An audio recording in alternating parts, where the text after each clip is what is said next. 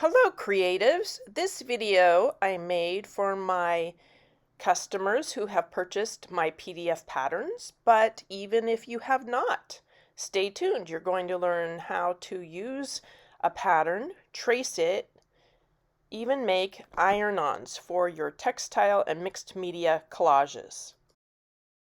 This is Rhonda Church Finfrock of Fruitful Life Studio, and welcome to my channel. Let's get started. So the first thing I'm going to do is trace out some of my patterns to use for paper collages. No, I did not need a light table for this because you can see through the IOD thin mount that I'm using. But I did have my light table out on the table because I was finishing up creating some new patterns and using it to trace my final copies. So here I have a Sharpie marker. I am tracing out the patterns and cutting them out to use.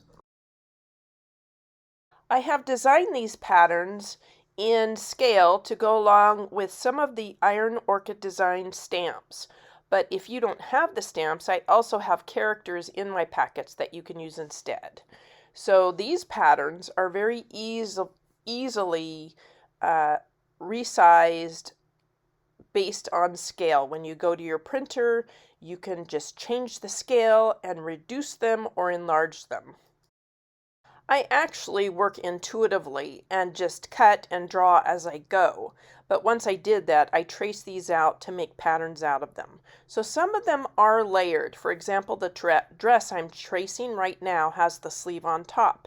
So when I'm using different fabrics or different papers, I will go ahead and trace out the base of the dress separately than I do the sleeve or the other details. There's two reasons that I love using the clear sheets, either the Iron Orchid design grid thin mounts or just stencil film, whatever plastic packaging you have. One of the reasons is that I can see through it and arrange my design before I trace it.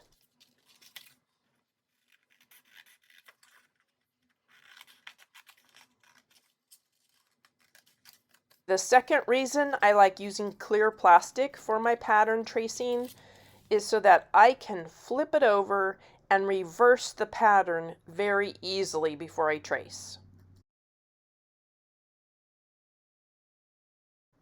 Another way to use these patterns is just simply to build your character by drawing it out as you go. So in this video clip, you see that I'm tracing just the basic parts because again, I really work intuitively.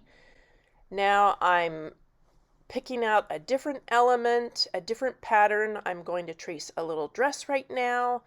I can position the head however I want it to be. And just keep building my character until it's at a point where I like all the detail.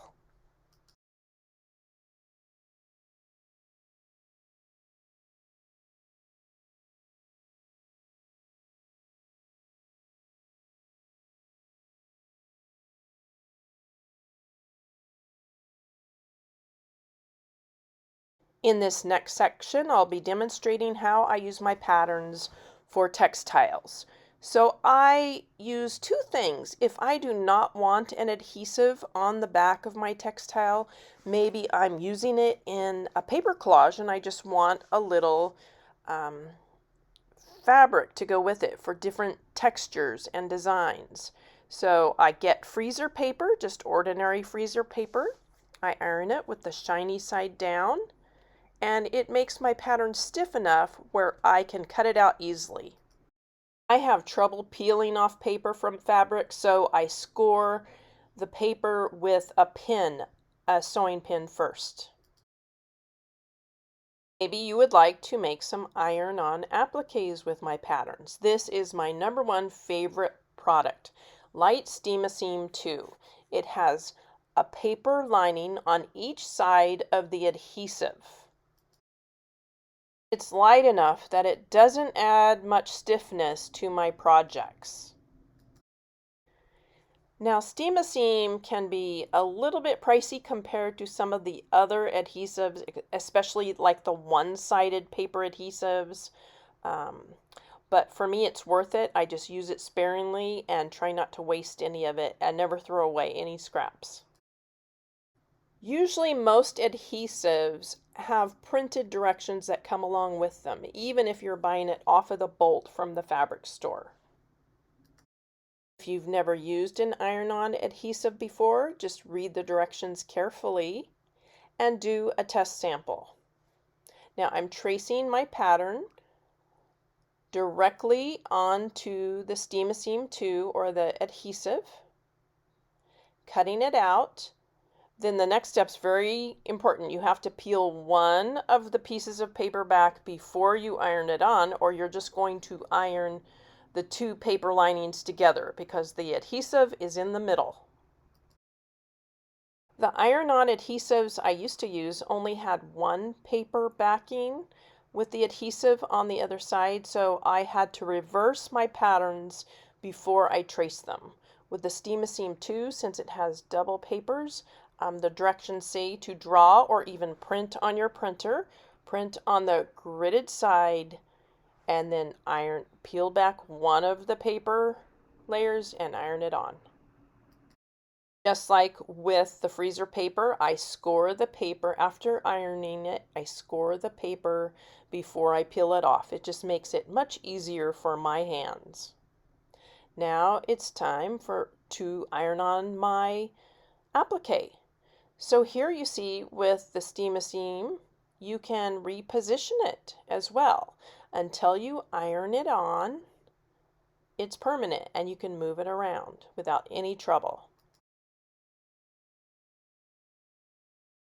There are so many more ways to use my paper patterns, and I'm sure you'll come up with your own ways. If you haven't seen my collection of paper patterns, so many more are coming to my shop. So you can visit my website, fruitfullifestudio.com.